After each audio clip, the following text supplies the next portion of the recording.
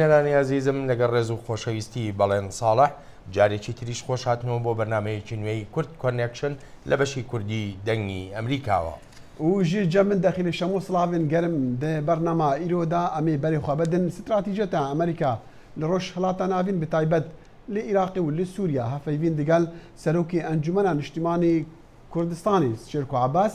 فتح زاخوي شارزاي برسين سياستي ميفاني برنامجه وەزیرانی دارایی یەکێتی ئەوروپا ئەمڕۆ هەینی لە لۆکسەمبۆرگ کۆبوونەتەوە بەر لە کۆبوونەوە ئاساییەکەی بڕیارە ڕۆژی دووشەممە لەسەر قەیرانی دارایی یۆنان بکرێت. لە پاش کۆبوونەوەکە گەورە کاربەدەستانی دارایی ئەوروپا دەڵێن وەزیری دارایی یۆنان هیچ پێشنیازێکی نەخستۆتە بەردەست وەک چاوەڕێیان دەکرد. لدانمارکی رکابریا باسکی راست ناوند شاهین سرکتنی دیکاد هالبجاتنین پارلمان دا پشتی سرکتنا مزن بدنگین لایانگرین کسین دیجی پنابران انجامنی فرمی خویا دکن که هفبندیا رکابریا سرک وزیری بری لاس راسموس نوت جی صدو هفته و نه اندامان برنا هفبندیا باسکی چپ 85 اندام سرکا هفبندی دی بیجا اوی دف جی سرکاتیا پارتیا سوشیال دموکرات بەردە. پارەی $10 ئەمریکا لە ساڵی 2020دا وێنەی ژنێکی ناوداری ئەمریکای لەسەر چاپ دەکرێت. ئەم وێنە نوێیە دەخرێتە جێی وێنەکەی ئەلێکزاندەر هامڵتن یەکەم وەزیری دارایی وڵاتە یەکگرتووەکانی ئەمریکا کە لە کۆتایی 20ەکانی سەدەی ڕابردووەوە وێنەکەی لەسەر $10 ئەمریکا بووە. وزلامی برگمان دو کشتن کاریا کنیسه دیروکیا رشاندا ل ساوث کارولاینا حتی خطابارکن به نه دوزین کشتنی دیلان روفی 21 سالی و لپیش دادگاهان آماده باو کار بدستن فدرالی هشتا و کولینان دکن لسر تاوانا کربو کینان. دەلن ڕۆفی تەمەن 21 ساڵان لە کارۆلانای باکوور کە پەنای بۆ بردبوو گەڕێنرایەوە دوای ئەوەی ناوبراو ڕۆژی چوارشەمەی ڕابردوو گوایە لە نێو کڵێسەی ئیمانۆئیلی ئەفریقایی لە شاری چارلستن نۆ لە نزاکارانی کوشت و 3 کەسی دیکەی بریندار کرد. ئێوارەی ئەمڕۆهینی نوێژ و نزا بۆ قوربانیانی ڕووداوەکە بەڕێوە دەچێت و لواندا گرێ دڵ و دەروونم لای خانەوادەی قوربانیەکانە نوێژ و نزان بۆ ئەو خانەوادانەیە و هەروەها بۆ هەمووانە پێکەوە گر دەبینەوە و داوا دەکەم مورەتان بەرز بێت و یەکترتان خۆش بوێت.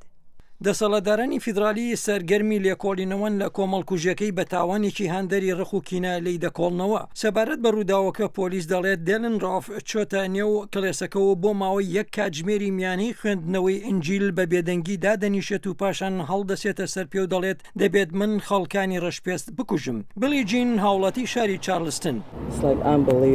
ئەمە ڕووداوەشی زۆر سەیرە و چاوەڕوانی ڕوودانیمان نەدەکرد. هەتا ئێستا پۆلیس هیچ زانیاریکی دلین ڕۆفی ڕانەگەیاندووە سەبارەت بەوەی کە گوایە بۆچی ئەم کۆمەڵکوژەی ئەنجام داوە. سمکۆ عەزیز دەنگی ئەمریکا. ڕۆژهەڵاتی ناوەڕاست بە گشتی و عێراق و سووریا بە تایبەتی بە قۆناغێکی سەختدا تێپەردەبن لەگەڵ پەرەسەندە سیاسی و کۆمەڵایەتیەکاندا هەروە دێ و ڕەوشی ئاسایشی لەو ناوچەی جیهاندا خراپتر دەبێ. هەر بۆیە لێرەدا پرسیار ئەوەیە ئایا ئەمریکا پێویستە چ جۆرە استراتیژیەکێکی هەبێ بۆ سەر و سەوداکردن لەگەڵ ئەم ڕەوشەدا. ئەم پرسیارە لە دوو کۆبوونەوەی کۆنگرێسدا خرایە بەر باسکردن. پێشهاتên dawî li rojhilata navîn û çawaniya Seredeniya Amerîka digel naverokê civîneka guhdarîkirinê bû li pêş Komîteya Karûbarên Leşkerî û Çekan ya Civata Nûêneran. Komîteyê Wezîrê Beravaniyê xwestibû. استراتیجیەکە ئەمریکا لەسەر بنەمایên berjewendiya niştimaniye. Binemaya berjewendiyên me bû nimûne rêgiriye li Îranê ji bi dezveînana çekê navbûkî ji navbirna komela dewleta Îslamî û komelên terorîst ew ên bi ser El-Qaîde ve ku gefan dikin li ser ewlehiya welatên dûstên me. Biryara hikûmeta Serok Obama bû hinartina 405 taybetmendên leşkerê Amerîkî bۆ fêrkirin û rahênana serbazên Iraqê ji bo şerê komela dewleta Îslamî Daeş naverokê pisyarên jimareka endamên Komîteya Karûbarên Leşkerî bû. Jimare biqet ew cihê diçinê negiringe ew diçin navçeyekî herêma Sunniyan û ez bawer dikim ew dê guherîneka mezin durist bikin di bernamê rahênanê û amadekirina şervanên Sunneda. Balîxwe ve serokê stûnên leşkerê Amerîkî got ewlehiya welatekî ji derve nahê dabînkirin. Enduring stability cannot be imposed from the outside in. Ewlehî ji hundir tê ne ji derve. و یا گرینگ اوه جعالیه هزن خجهی و گاستنا راست هرمه ده به بورینا دم به دوستن مل هرمه بریکاوان و جوان ره. وزیر بەڕەوانیا ئەمریکا گوتە کۆمیتەیە زەحمەتیە هەری مەزن لە پێش داڕشتنا ستراتیجەتەکە ئەمریکی لە هەرێمێ سەروەریە عێراقیە. لە هەمان دەم و لە پێش کۆمیتەیە کاروبارên دەرڤە ژمارەکە تایبەتمەندان شاهدیدا سەبارەت بەکارئینانە چەکی کیمیایی ژەعالیە ڕژێمە سووری ڤە لێ دژی مەدەنیان. دکتر محەممەد تیناری چارەسەرییا قوربانیان کردبوو. مفرزات رئوية من الفم بدهان کس کتبون ناف غازی و بزوری بهنا خود کشاندن جاوو گرویوان دشوتین و کف بسر دویوان دکت. شاهدان گوتا کۆمیتەیەک و ڕژێمە ئەسد 31 جاران بە گازە کلۆرین هێریش کردە سەر مەدەنیان ژمە هاسی ئادارێ وەرە. وان چەند ڤیدیۆ نیشاندان و بەلگا و ڕژێمە ئەسد گاز لە دژی مەدەنیان جارێکە دیژی بەکارینایە. بەری 2 ساڵان لە دۆروبەرن دیمەشقی هێزن ڕژێمە ئەسد 1500 کەس بە گازە سارین کوشتن. سەرۆکە کۆمیتەیە پێشنیازە دانانە هەرێمەکە بێفڕین کرد. ئەندامن کۆنگرسی گۆه دەدا پێشنیازین شاهدان هەتا بکاربن لە جەمخوا پێشنیازێکی بدن حکومەتێژ بۆ ڕاوەستاندنە بکارینانە چەکی کیمیایی لە سووریا. لە وەزارەتە دەرڤەژی ڕۆژنەمەوانە دخواست هەلوستی حکومەتێ بزانن. gelek fişar li ser rejîma Asad heye û em ê berdewam bin. Çê ji siyaseta me nehatine guhortin. Lê dîsan em bi ruhnî dibêjin divê çareseriya siyasî hebe ji rewişa nav Sûriya re. Lê balûza Emerîkî li netewên êgirtî Samantha Power got Serok Obama bawer diketin rûbirûbûna rastexweya çekdarî digel leşkerê Sûrî xeterek mezin e. و پشتی ڕزگارکردنا گرێسپی ژە عالیە هێزین پاراستنا گەل یەپەکێ و بە ئالیکاریە هێزین ڕکابەرین دیên سووری و فڕۆکên هەفپەیمانە و پاقشکردناوێ ji داعش پامنێ دەنگی ئەمریکا لە قامشلوزانە عومەر سەردانە باژار کردبوو ئەفراپۆرت گەهاندیە.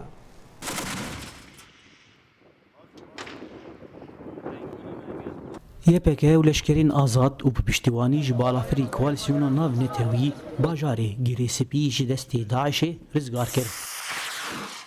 êrîş bi ser Daişê ve li girêsipî ji 2 milan pêk hat. Ji milê rojhilatê girêsipî hêza yekînî parastina gel û şervanên lîwa et tehrîr ya bi ser artêşa azad ve ji milê serêkaniyê êrîş kirin. Li aliyekî din ji milê rojavayê girêsipî milê Kûbaniyê YPG û şervanên siwar Erreqa ya bi ser artêşa azad ve êrîş kirin. Dorpêşkirina bajêr bigihandina her du hêzan li başûrî girêsipî bi temam bû. Li derbayî bajêr şerên giran derketin holê û balafirîn koalîsyona nav netewî derbeyên pir giran li Daişê dan. Bi dorpêşkirinê riya girêsipî bi Reqayê ve Gerêdî de hate birîn. Çekdarên Daişê bi dehan berê xwedan Tirkiyeyê û hejmareke mezin berî gotirpêçkirin bi dawî were ew ber bi Reqayê ve reviyan. Şervanên yekîniyên parastina gel û artêşa azad derbasî bajêr bûn û bajarê girêsipî niha bi temamî di destê şervanên Kurd û alîgirê wan de ye. Di nav bajarê girêsipî de hejmareke kêm ji sivîlan mabû piraniya wan ji ber tirsa şerê giran û balafiran berê xwe dabûn Tirkiyeyê. Hevseroka kantona Cezîrê Birêz Hediya Yusuf rizgarkirina girêsipî ji bo kamîradengê Amerîka dinirxîne dibêje. Daeş ew kabûsa ku li ser mejî her kesekî bandora xwe dabû çêkirin şikandina vê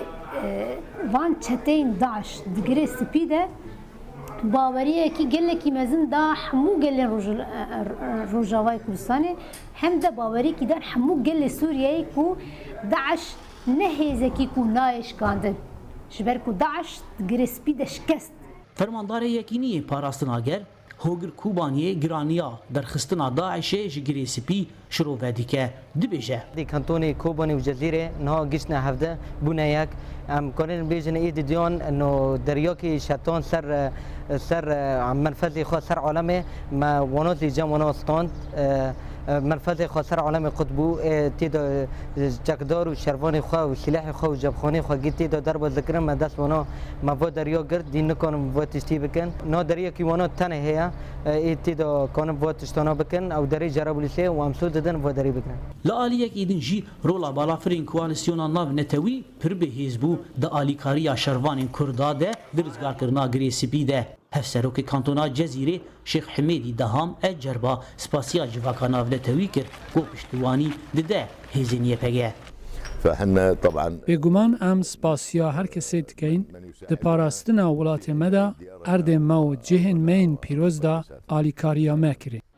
برزگارکردنا گریسپی ایدی و زمینا به درجهی 500 کیلومتر جه باجار دیری که لی باکوری سوریای حتی بر بفراتی و دستیکینی پاراستنا گلده و تنه جرابروس مایه گو عفرین و کوبانه جی بگینه هف داعشه تنه آلو درشمین خونی لسر دیواران لدوخ هشتبو و رویان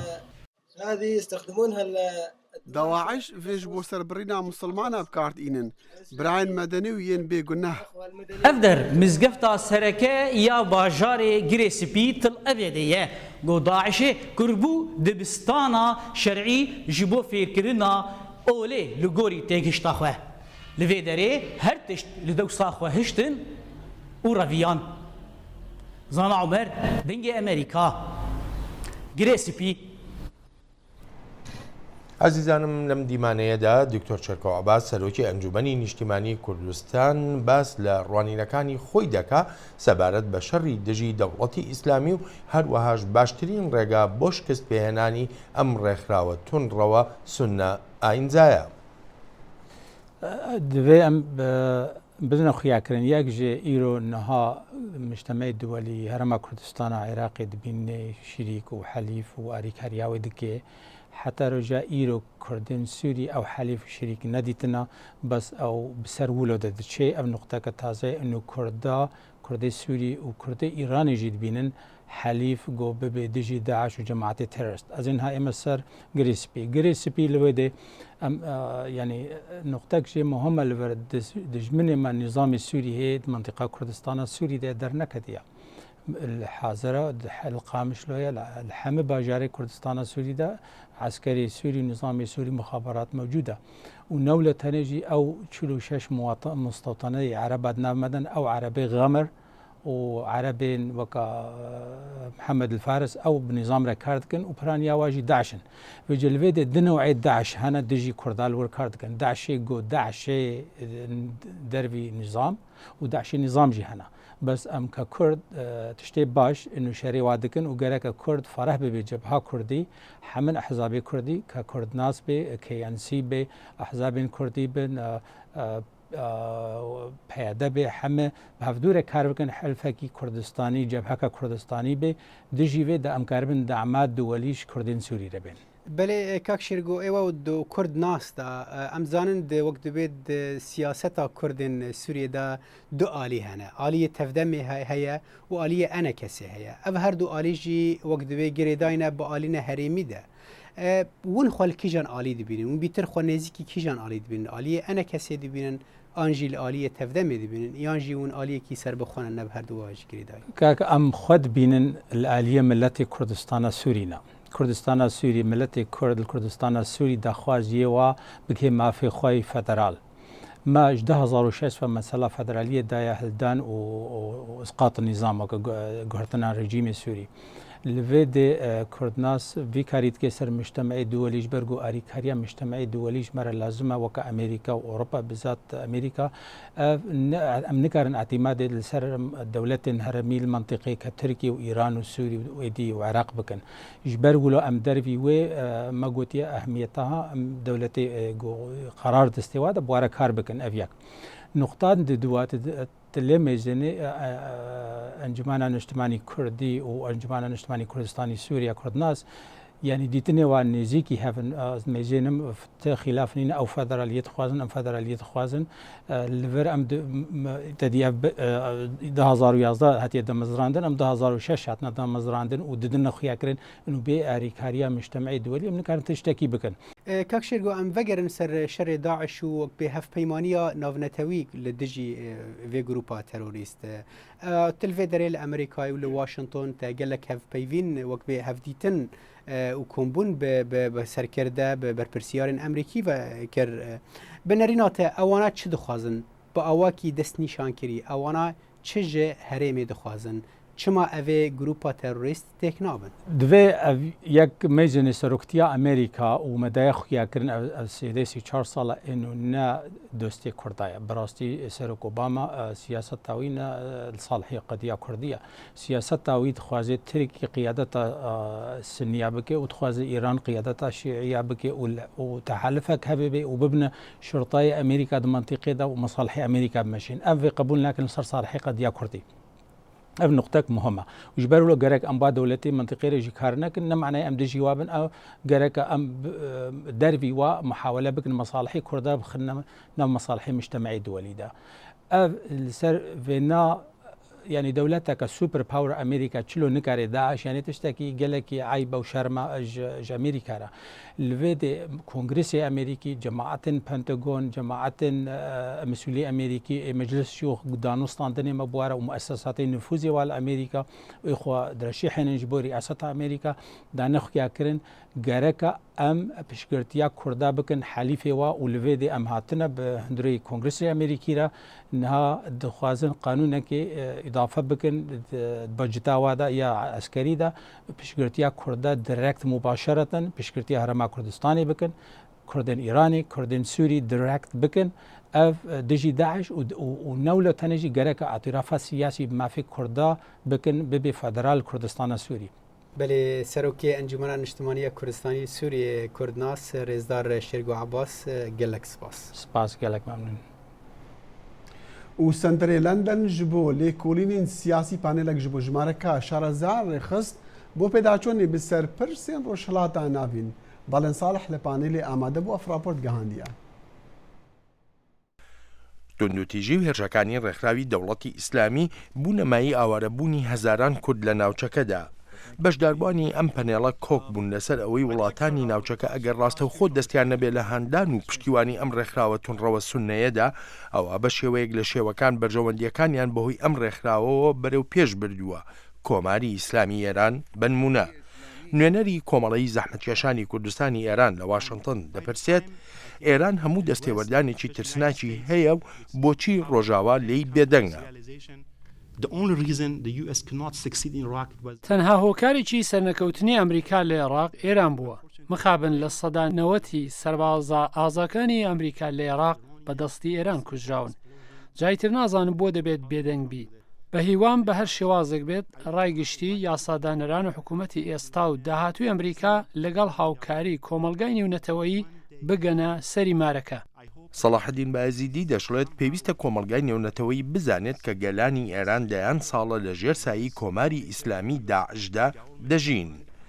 هەر لەم کۆڕەدا کە لە یەکێک لە هۆڵەکانی کۆنگرێسدا بەڕێوەچوو نێوەندی لەندەن بۆ توێژینەوەی سیاسی کە ئەم کۆڕەشی ڕێخستە بوو استراتیژێتێکی نوێی خستە ڕوو سەبارەت بە چۆنێتی ڕوبەڕووبوونەوەی ڕێکخراوی دەوڵەتی ئیسلامی و لە ناوبردنی ئەم ڕێکخراوە. تۆنی شافەر کۆڵۆنێڵی خانەنشینە و دەڵێت تاکتیک بەبێ هەبوونی استراتیژ واتە هاشوهوشی پێش شکست و ئێستا کاتی ئەوەیە سەنگی بخەیتە سەر هەنگاوە گرنگەکان. گەلی کورد تەنها لایەنێکن سەرکەوتنیان بەسەر داعشدا هێناوە هەر بۆیە پێویستە تاکتیکەکانی وەربگرین و لە ئەستراتیژیەتێکی بەرفراواندا بەرجەستەی بکەین و سوودی ئەم هەنگاوە شەر بۆ ئێمە نابێت بەڵکو بۆ ناوچەکەش کە سەقامگیری بە دوای خۆی دادێنێت. لێرەشەوە دەڵێن پێویستمان بە ئەستراتیژیەتێکی نوێ هەیە. ئەم استراتیژیەتەی کۆڵۆنێڵتۆنی باسی دەکات بۆ لە ناوبردنی ڕێکخراوی تونڕەوی دەوڵەتی ئیسلامیە. بەڵام پرسیار لەوەدایە ئایا هەر تەنها بەکارهێنان هێزی سەربازی پێویستە یان میکانیزمی تریش هەن و دووەمیش ئایا متمانە چییە دواتر ڕێکخراوێکی تری تونڕەو بە ناوێکی ترەوە سەر هەڵنەدات. کۆڵۆنێڵتۆنی دەڵێت پێویستە هەنگاوی یەکەم بنرێ ئەوجا بینە سەر دۆسیەکانی تر. با دەستەواژەی چارەسەرکردنی جەستە بەکاربێنین جەستەیەک لە بەردەستدایە خوێنی لێ دەچۆڕێت ئێستا پێویستە چارەسەری ئەو برینە بکرێت و خوێنەکە ڕابگیرێت هەر بۆیەشە بەکارهێنانی هێزی سەربازی پێویستە ئەمەش بەشێکی گرنگی استراتیژیەتی درێژخایەن دەبێت بۆ لە ناوبردنی دەوڵەتی ئیسلامی بۆیە بەر لە هەر هەنگایەک بۆ چارەسەرکردنی ئەم جەستە زامدارە پێویستە خوێن بەربوونەکە ڕابگیرێت. یەکێک لەو میکانیزمانەی تر لە قۆناغێکی تردا بۆ لەناوبردنی ئایدۆلۆژی تونڕەوی وەک کۆلۆنێل تۆنی دەڵێت و دەنگهاتنی ئیسلامی میانڕەوە بۆ بەرپەرجدانەوەی ئەم دیاردەی تونڕەویە.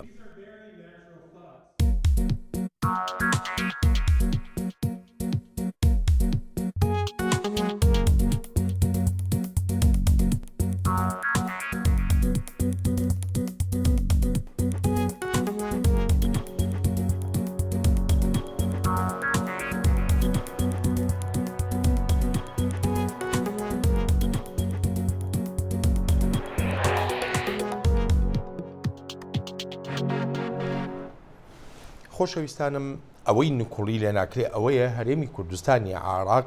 بە ژمارەیە قەیراندا تێپەڕ دەبێ لەوانە قەیرانی دارایی قەیرانی سیاسی هەروەهاش قەیرانی ئاسایشی بەشێکی زۆری هۆکاری قەیرانی ئاسایشی دەگەڕێتەوە بۆ ئەو شەڕەی لەگەڵ تونڕەوانی دەوڵەتی ئیسلامیدا هەن.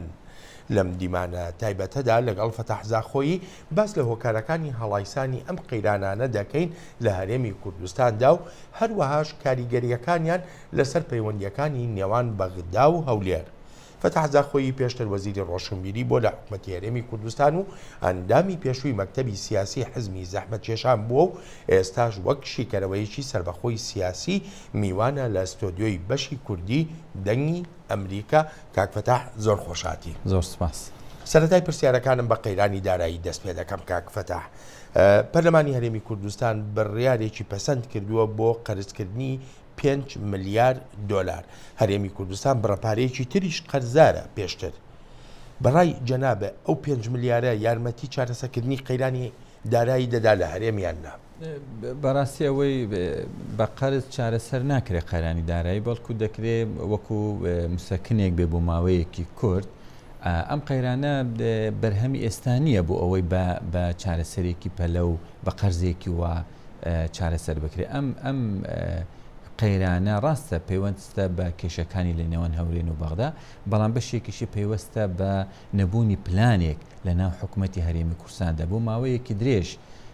بودجەیەکی زۆر باش لە بەردەستی حکوومەتی هەرێمی کوردستان بووە و توانایەکی بێژگە لەو بودجە لە بەغداوە بوو بۆ هەرێمی کوردستان توانایەکی داهاتی ناوخۆی زۆر باش لە هەرێمی کوردستان هەبووە، بەڵام بەداخەوە بەبێ پلانی و بەبێ بەرنامەی وای کردووە کە ئەمڕۆ لە جیاتەوەی حکوومەتی هەرێمی کوردستان پاشکەوتی هەوێت قەرزارە و هەوڵ دەدات بە قەرز چارەسەر بکاتن. پێم وانە یعنی قەرز لەوانەیە بەشێک لە پرسەکە چارەسەر بکات، بەڵام پرسی گرنگ و ڕێگای ڕاست بوو چارەسەرکردنی قەیرانەکە کارکردن بە پلانی کڕۆنە و کەمکردنەوەی زۆری خەرجیە لابەلاکانی حکوومەتی هەرێم کە هەیەی و چارەسەرکردنی پرسێکی زۆر گرنگ کە پرسی گەندالیە لە ناو حکوومەتدا. کاک فەتاح، حکوومەتی هەرێمی کوردستان ئاماژە بەوە دەکات دەڵێ 6,000 پرۆژە ڕاگیراون و ئەم قەرزە لە پێناو ئەوەدا ئەو پرۆژانەی پێتەواو بکرێ، بەڵام وەکو بارە باوەکە ئەوەی ینی بەتایبەتی لە ناو ئابووری ناسانە زۆر باو و جەختی لێ دەکەنەوە. قەرز بۆ پرۆژەیەکی استراتیژی داهاتوو وەردەگیرێن نەک بۆ پرۆژەکانی ڕابردوو. لێ پێچینەوە دەکرێت لەسەر ئەوەی هۆکارەکان چین ئەو پرۆژانە ئەو 6,000 پرۆژەیە تەواو نەبوون، لەکوێدا کەم تەرخەمیەکە هەبووە، کەم و کوڕیەکان چی بوون؟ منوەک ئاماژەم پێدا بەڕاستی کێشی هەرە سەرەکی لە ناو با بڵێن حکوومەتی هەرێمی کوردستان پرسی گەندەڵیە. کەس نکۆڵی لەوە ناکات لە هەموو بەرپرسانی حکوومەت هەموو جەخت لەوە دەکەن کە گەندەڵیەکی زۆر لە ناو حکوومەت هەبووە و ئێستاش بەردەوامە. ئەوەی بەڕاستی جێگای سەرسوورمان و با بڵێن جێگای پرسیارە ئەوەیە کە تا ئێستا هیچ هەنگاوێکی بەرچاو هەڵ نەهێنراوە بۆ ئەوەی ئەم پرسە چارەسەر بکرێ. وەم پێم وایە بەبێ چارەسەرکردنی ئەوە پرسە با بڵێن قەیرانە داراییەکە بەردەوام دەبێتن. پرۆژەکانی پێشتر بەڕاستی ببوونە بەشێک لە مامەڵەی کەسی لە نێوان مجموعە بەرپرسی حزبی و حکومیدا و باجەکەی بێگومان خەڵکیدا کە سوودمەند نەبوون لەو پرۆژانەی کە پارەیەکی زۆری تیان سرف کراوە و تا ئێستا بە ئەنجامیش نەگەیشتون. لە شنگاڵەوە هەتا خانەقین بەرەیەکی دوور و درێژی شەڕ هەیە لەگەڵ تونڕەوانی دەوڵەتی ئیسلامیدا. قەیرانی دارایی لە هەرێمدا کاریگەری دەبێ بەسەر ئەو شەڕەوە بێگومان ینی ئەوەی قەیرانە دارەیەەکە تەوان پێش ئەم شەڕی کە ڕۆبەڕووی هەرێمی کوردستان بوویتەوە دەستی پێ کردووە بە پەیوەست بە کێشەکانی لە نێوان هەولێر و بەغدا بەڵام بێگومان ئەم شەڕە کە بێژگە لەوەی کە پێویست دەکاتم بڕێکی باشی داهاتی کوردستان بۆ ئەوە تەرخان بکرێتن بە خەڵکێکی زۆریش بەڕاستی ژیانیان پەیوەستە بەو بارەوە کە ئەمڕۆ لە کوردستان دروزەوە بووە کاریگەری زۆر نێگەتیفی هەیە و من پێم وایە ئێستا ئەولەویەت کە پێویستەش وابتن بۆ ئەوەی کە بەرەکان بپارێزرێن و ئەوەی جێداخە بەڕاستی تا ئێستا ئەوەی هەستی پێ دەکەن ئەوەی دەبینین ئەوەی کە ڕوونە یارمەتەی نێودەوڵەتەکانیش لە پرسی هاوکاریکردنی هەرێمی کوردستان لە ڕۆبۆڕۆبوونەوەی داعشدا چ لە ڕووی دارایی و چ لە ڕووی عسکەری بەو ئاستەنین کە بتوانێت ئەم شەڕی پێ ئیدارە بکرێ و ئەوەی با بڵێن قەیرانەکەش قوڵتر کردووە کاک بەڵێن بەڕاستی پرسی ئاوارەکانە ستا زیاتر لە ملیۆنێک ئاوارە لە هەرێمی کوردستانە چ ئاوارەکانی دەرەوەی عێراق چ ئاوارە ناخۆییەکان کە ئەمانش بەڕاستی بوونەتە بارگریانیەکی زۆر دیسان نە کۆمەڵگەی نێودەوڵەتی بتایبەتی ڕێکخراوەکانی مافەکانی مرۆڤ UNHCR کە بەرپرسن لەم مەلەفانە وەکو پێویست نەهاتوون لە پێش بۆ ئەوەی ئەو بارگرانیە کە لە هەموو لایەکەوە لەسەر حکوومەتی هەرێمی و خەڵکی هەرێمی کوردستانە تۆزە سۆ بکرێنەوە. یەکێ لە شتە سەرنجڕاکێشەکان کاک فەتاحەوە بوو لە بەتابەتی لە پاش شەڕی ڕوومادی ئەو خەڵکەی کە لە ڕوومادیەوە ئاوارە بوون و بەرەو بەغدا دەڕۆیشتن لە بەغدا ڕێگەیان پێ نادرا بچنە ناو شاری بەغداوە بە فڕۆکە یا بە هۆکارەکانی تری گواستنەوە دەجۆزرانەوە بۆ هەرێمی کوردستانی عێراق بۆ بەڕاستی ئەو ئاوارانەی کە لە ئەنجامی شەڕ بە خۆیان دەهاتن بۆ هەرێمی کوردستان ئەمە حاڵەتێکی ئاسایی بوو و چ حکوومەت و چه خەڵکی کوردستانیش زۆر بەباشی و بە پێی توانەکانی خۆیان پێشوازیان لێکردوون بەڵام ئەوەی جەنابەت ئاماژێت پێدەێت کە بە فڕۆکە خەڵکیان هاتوون بێگومان ڕاستە و من پێم وایە ئەمە دیسان دەچێتە چاچێوی ئەو سیاسەتە با بڵێن مەزهبیەی کە حکوومەتی بەغدا تایبەتی با بڵێن جناح باڵێکە کە جناحی شیعە پەیڕەوی دەکاتن کە هەمیشە ترسی ئەوە هەیە بەغدا با بڵێن ژمارەیەکی زۆری سونەی لێبێ و هەمیشە هەوڵی داوە سونەی بەغدا کەم بکاتەوە بۆیە ئامادە نەبوو ئەو خەڵکی سونەی کە لە شەڕی داعش هەڵاتووە لە ناو بەغدا نیشتەجیبیان لە دەوری بەغدا نیشتەجیبێ بۆ ئەوەن ئاسانتر بوو کە بنێرنە هەرێمی کوردستان بەڵام ئەگەرچی بەڕاستی ئەمە هەڵوێستێکی زۆر نائینسانیانەی حکوومەتی بەغدایە حکوومەتی هەرێم نەیتوانی ئەوە قوبوڵ ناکات کە بەڕاستی لەبەر ئەوەی مە پرسێکی ئینسانیە ناچار بوو تەعامی لەگەڵ بکات ئەمەش بوو بە بەشێکی تر لە قورسایی لەسەر دام و دەستگای ڕسمی ئەمە بێلەوەی کە هەندێک مەترسی ئاسایشی دروست دەکات لە ناو هەرێمی کوردستاندا بەڵام کاک فەتاح بۆ خۆ دەزانی پەیوەندیەکانی نێوان هەولێر و بەغدا بە کۆمەڵی هەڵکشان و داکشانی زۆردا تێپەر دەبن ڕۆژێک دەکرێت بگوترێت پەیوەندیەکان باشە دوو ڕۆژ دەڵی پەیوەندیەکان خراپە حکوومەتی عێراق و حکوومەتی هەرێم چۆن دەتوانن پێکرا ببنە خاوەنی بەرنمەیەک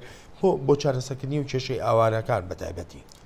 بەڕاستی ئەمە زۆر زەحمەتە خۆ پرسی ئاوارەکان دەکرێت ئەو پرسە هاوبەشە بێ کە بە ئاسانی لەسەر ڕێ بکەون بەڵام ئەوەی گرفتەکە هەیە بەڕاستی بێمتمانەیەکی زۆر لە نێوان بەغدا و ئەربیلدا هەیە یعنی ئەمە شتێکی ڕوونە لەم بێمتمانیەدا بەڕاستی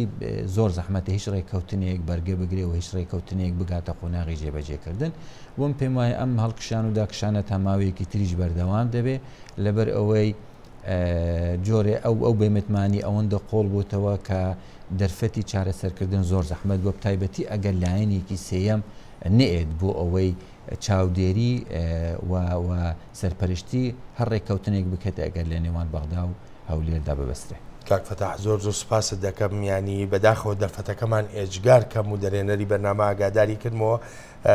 کە کاتمان نەما زۆر سوپاست دەکەم. سپاس بۆ ئێوەش سەرکەوتەوە. هەڵبەتە ئازیزانم لێرەشدا دێینە کۆتایی بەرنامەی ئەمڕۆی کورد کۆنێکشن و بەو هیوایی بەرنمەکەمان جێی ڕەزامەندیتان بوو بێت و تا بە یەک گەشتنەوەی داهاتوومان ڕێز و خۆشەویستی تەواوی کارگێڕانی بەرنامە پەسەند بفەرموون.